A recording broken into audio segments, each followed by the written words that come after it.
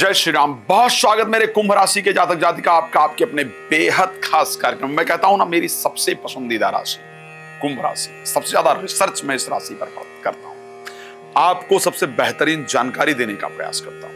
आखिर जुलाई कैसा व्यतीत होगा, आपको इंतजार था ना कि जुलाई के बारे में तो बताओ आखिर होगा क्या, तो आ गया हूं जुलाई के बारे में बताने के लिए। सबसे पहली बात आपको बता दूं कि जुलाई आपके लिए कितनी खास रहने वाली है, क्या इंपॉर्टेंट है जुलाई के अंतर्गत अगर देखा जाए। कुंभ राशि के लोग कैसे अपनी पहचान करें कि मेरी कुंभ राशि है या नहीं है। अब आपको आज कुछ आपके हाथ की लकीरों के बारे में बताता हूं, कुछ आपको आपके हाथ के अंदर की परिस्थितियों के बारे में बताता हूं कि आप इससे महसूस कर सकते हैं कि आपकी कुंभ राशि है या नहीं। सबसे पहले ध्यान रखिएगा, कुंभ राशि के जो लोगों का हाथ होता है वो काफी उबड़ खाबड़, मतलब गड्ढों से जब ऐसे करेंगे आप ना ऐसे, तो हाथ में बहुत सारी जगह गड्ढे बन जाते हैं। बहुत अलग अलग जगह बनते हैं। एक जनरली है कि आप हथेली ऐसी करें तो एक जगह गड्ढे बने, कुंभ राशि के लिए कई जगह पर गड्ढे बनते हैं। एक बात और बता देता हूं, कुंभ राशि के लोगों के अधिकतम हाथों में यहां पर दो रेखाएं पाई जाती हैं। ध्यान रखिएगा, ये भी कुंभ राशि की एक बड़ी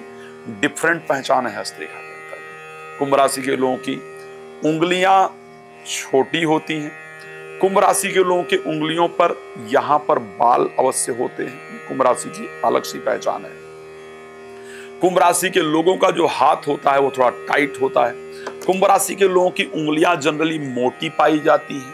कुंभ राशि के लोगों के नाखून जो है वो चौकोर पाए जाते हैं।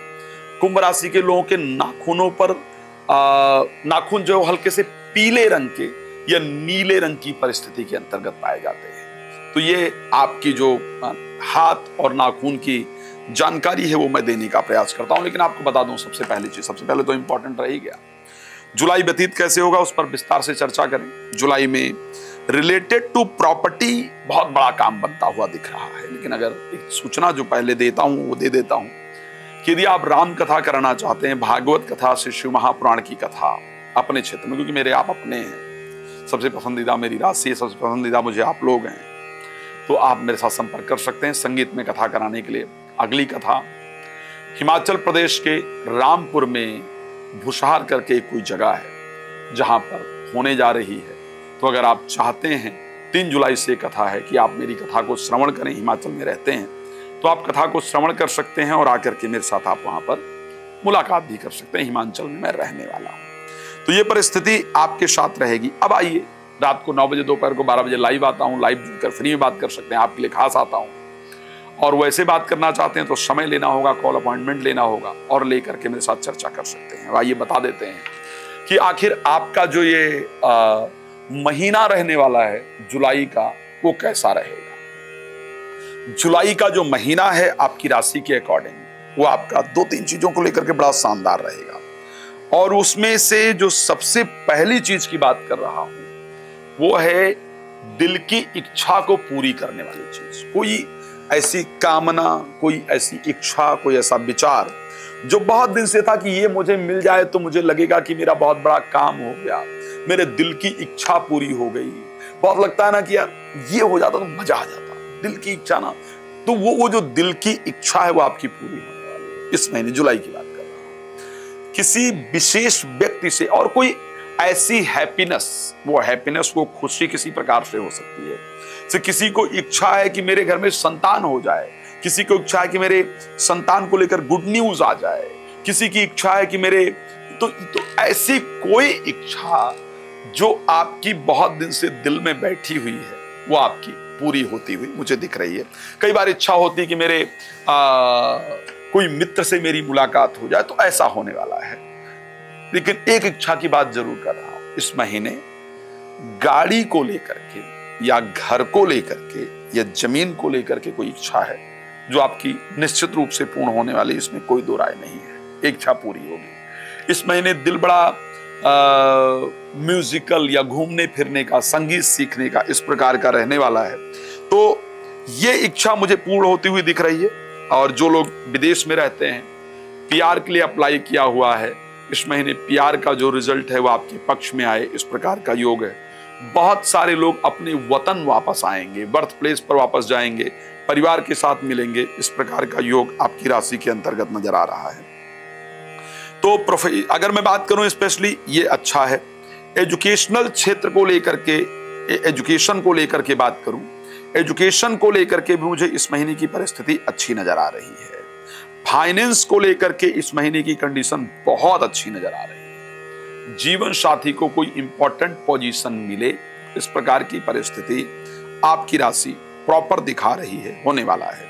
संतान को लेकर के गुड न्यूज मिले, बच्चों के विवाह को लेकर के जो चिंताएं हैं वो दूर हों, इस प्रकार की कंडीशन आपकी राशि में दिख रही है। चलो, बच्चों के विवाह की परिस्थिति अच्छी दिख रही है, बच्चों की कामयाबी अच्छी दिख रही है, एजुकेशन को लेकर कंडीशन अच्छी दिख रही है, दिल की इच्छा पूरी होने वाली है, ये सब ठीक है। लेकिन खराब क्या है? ऐसा तो हो नहीं सकता कि पूरा महीना अच्छा ही हो, ऐसा जनरली कम होता है। कुछ चीजें बहुत अच्छी होती है तो कुछ चीजें परेशान करती हैं। आखिर वो परेशान करने वाली चीजें क्या है? परेशान करने वाली जो चीजें हैं वो दिख रही हैं।